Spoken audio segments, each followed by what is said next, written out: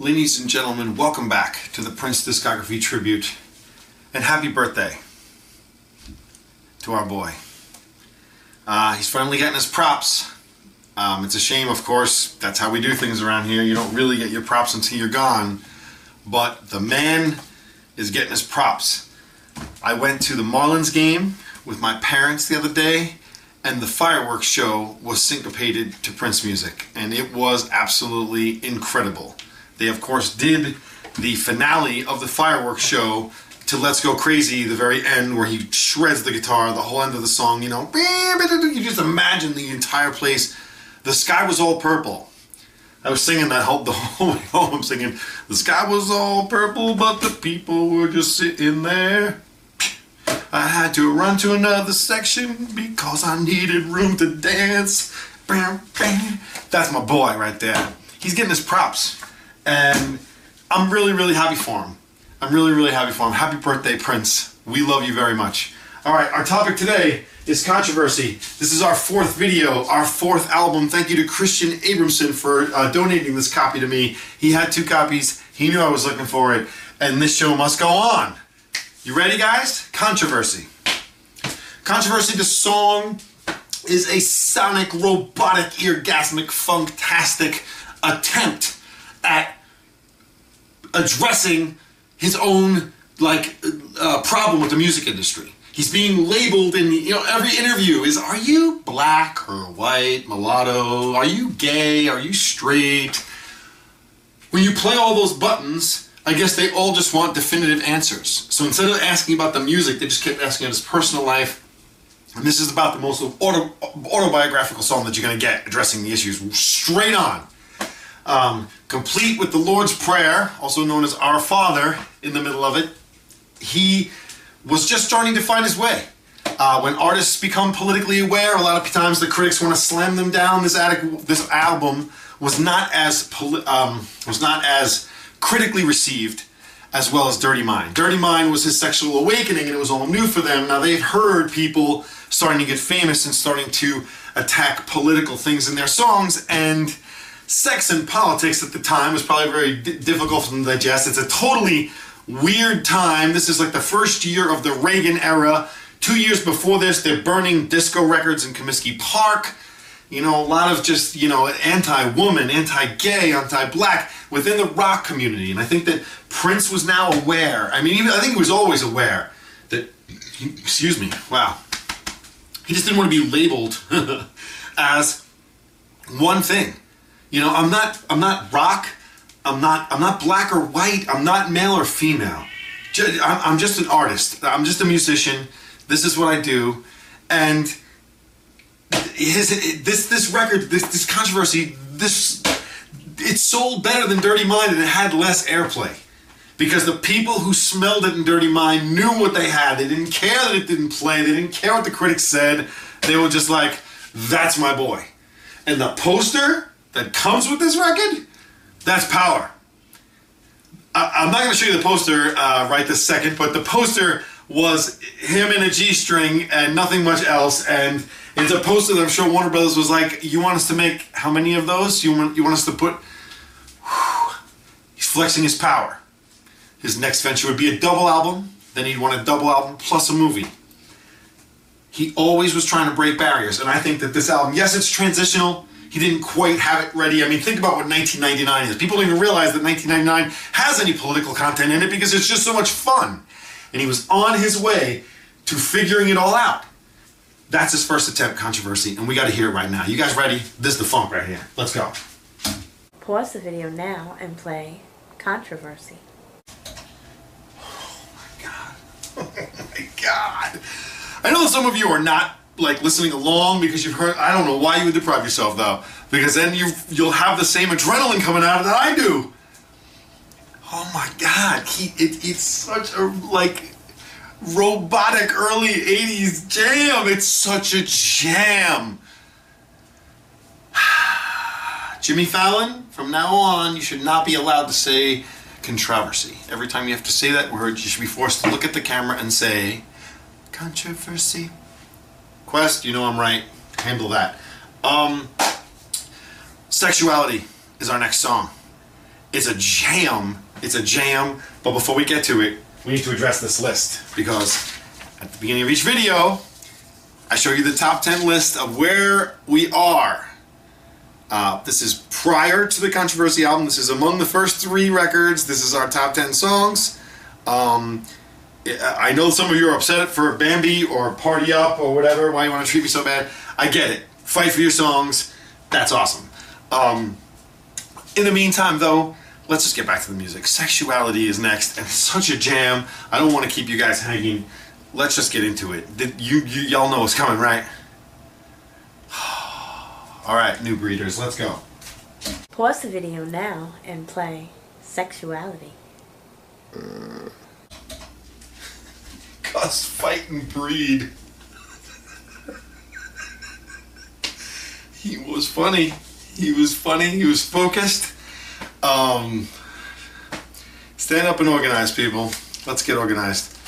In case you missed it, while I was gone, I was flying around and doing all these things the last couple weeks. I did put out a 45 Prince collection for you in the Discography tributes, playlist there, because I felt bad you were waiting so long for the next album, and this way you can kind of go through the hits just as a little distraction. But this, as we know, this is an album show. This is a discography. We want to hear all the songs. And the next song up is Do Me Baby. I'm just showing you Miss Morgan because it needs to be addressed. Big hit for her. However, this is some kind of ballad. Is this the best, falsetto sex ballad of his career? I don't know, but it's up there. It's up there. Side A in general is just really kick-ass, right? I mean, you can call it lopsided if you want, but let's just appreciate it for what it is. Side A is thick. It's stacked. It's about to get sex funky right now. Track 3. Let's go. Pause the video now and play. Yeah, I got it. They know what to play. Okay, people. Before we flip this over and start side B, we need to talk about the demos. I don't want to waste too much time with them, video-wise, talking about them, because they're just demos, but you need to hear them. So there is Broken, there is Kiss Me Quick, and there is Tick Tick Bang, the first one, not the one from the movie years later. You need to check that out. There are other demos that are available from this period. One of them is She's Just a Baby, and the other one is called Strange Way of Saying I Love You. You can find those. They're just not significant enough that you have to hear them, whereas you have to hear Broken, Kiss Me Quick, and Tick Tick Bang. Okay, so play those, and we'll get back and we'll do side 2. You guys know side 2 is also from a demo, right? Yeah. Private Joy is from a demo called Dear Uncle George from the same period. So if Dear Uncle George isn't circulating right now, I don't think you'll be able to find that, but who knows what the future holds. But if it comes out, I'll put it right there on the link, all right? In the meantime, you play Private Joy. We'll just talk about it afterwards. Private Joy is a jam. You ready? You ready for that Lynn drum? All right, Private Joy, let's go. Pause the video now and play Private Joy. Private Joy. Joy! It kind of gives you the joys, doesn't it? The very first use of the Lynn LM1 drum machine that he would fall so deeply in love with that it would take over almost all of the 1999 album. You gotta love it. You gotta love it. It was the last song made for the album, which makes sense. And I mean, he loved that machine. I mean, he was with it even after other drum machines came out. He was like, psst, I'm good. Signature sound right here. So, Private Joy, another peek into the future, another window. Really great stuff.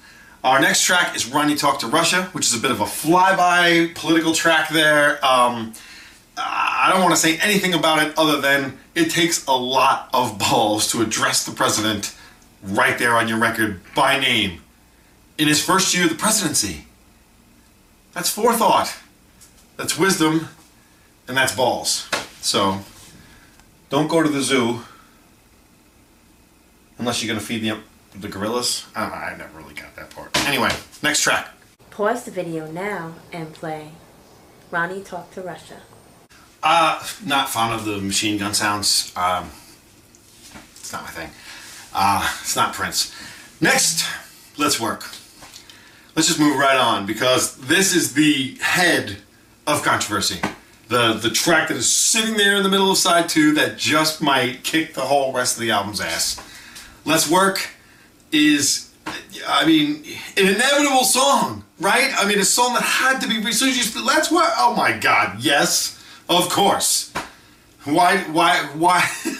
It's just the most, I mean, and a workout record from a guy with a crazy work ethic. There's just nothing false about it. I love this record. We're just going to do the album version for now. We'll do the 12-inch later, but let's just get to it. I want to dance. You want to dance? Let's Work. Pause the video now and play Let's Work. Yeah, that's like head 2, Let's Work. I love it. I never realized how much the drum and the clap is like, it's just like head. No complaints though. Phenomenal song, does not affect this ranking whatsoever. That is a freaking great record. Anti-Christian is next. Anti-Christian is definitely the most unorthodox song within the mix. Again, the political message may come out of left field just a bit. The whole mixing Christ with politics and I don't know that it was a new thing, but it was certainly new for him to go that far. Anti-Christian doesn't take a lot of, imagination to figure out where he's going with that, so I think it just needs to be heard. For those of you hearing it for the first time, enjoy. Let me know what you thought. It's different. Anti-Christian is next. Pause the video now and play Anti-Christian. Anti-Christian? I got no qualms with that. I kind of like it actually. That is one of the songs I did not know going in, and I can roll with it. I don't know what the critics' problems are. That's one of my new songs, Anti-Christian. Okay. I cannot believe we got to the album this fast. Like, I wanted to keep going. Jack You Off is next. Again, influenced by New Wave, and in this case, influenced by Rockabilly. This is the epic, close out the album, sort of a wink as he walks away. Like, in case you thought I lost my sense of humor during my political album, I'll jack you off. He's awesome. Why masturbate when we can jack each other off? I think that's really the message of the song. So, with that in mind, let's get to it. Pause. Yeah, I got this one. Don't even try it. Jack you off, perverts. Go ahead, play it. Oh, that's such an epic ending. He's the man. Jack you off. Oh, jeez.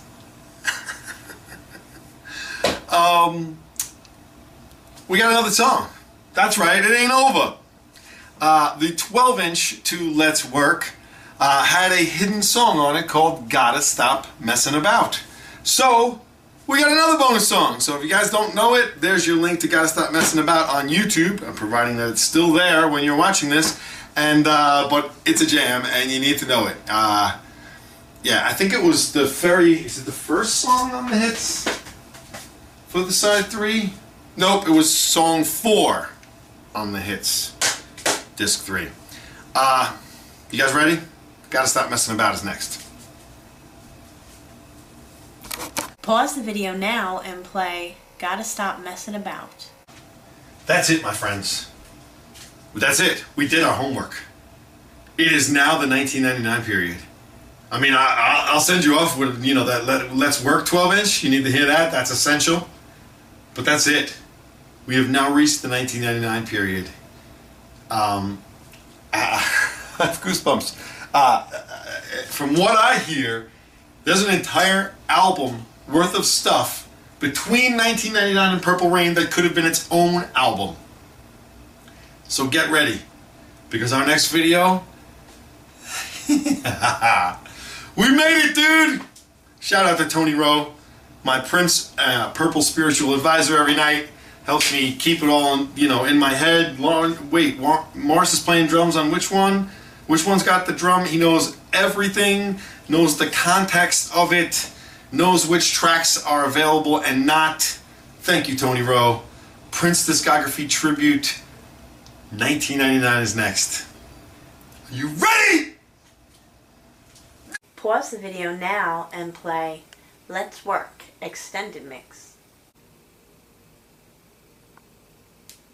Hell no, it ain't over. The most important part of this tribute, what Controversy means to me, is that Prince figured it out. 5 days before this album came out, Prince was opening up for the Rolling Stones in LA. Okay? He's going for it. Okay? Goes out there in his black G-string and trench coat. What the hell is this? It didn't really probably matter what the music sounded like. He had no shot because he wasn't taking into consideration the audience. He knew he was talented and he was used to playing for people who knew him and were there because they wanted to see him. But he learned a lesson that day. Guys, tell me you don't think that Super Bowl performance was his ultimate revenge. I mean, he knows now when to rise to the occasion for an event, okay? It's way later. He's an epic legend now. All the people that burn disco records in Comiskey Park, they're all dads now in the audience at the Super Bowl with their kid. That's Prince. Prince comes out and gives those rocker sports people, the people who probably just couldn't give a crap about him, he went out there and he kicked their asses. We Will Rock You. Proud Mary, all along the Watchtower. He even did like a little Foo Fighter medley in the middle of it all thing. Is anyone getting the best of you? He's out there he's not there like me, it's all about Prince, I'm gonna do all Prince. No. He's killing them on their terms, and now it's my turn. And I can just imagine it's Purple Rain now. He's been killing them for whatever it is, 5 straight minutes, and it's Purple Rain time now. The rain is coming down. During his performance, like the only Super Bowl performance ever that had rain, and he's absolutely crushing these people. And 100,000 people, they're not turning away for the ballad, the Prince ballad. They are in rapture and they are singing at the top of their lungs because they can't believe the showmanship. He's throwing his hands up. They're going crazy. Does that sound at all like revenge? It sounds a little bit like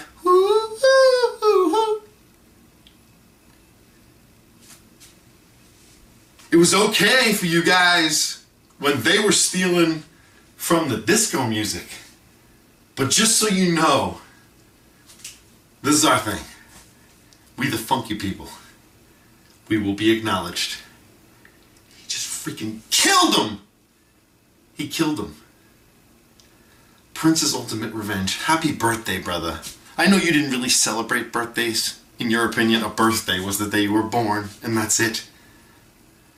God bless you that you had an eccentricity for every little thing, man. We miss you very, very much. Happy birthday, brother. True funk soldier, Prince Rogers Nelson.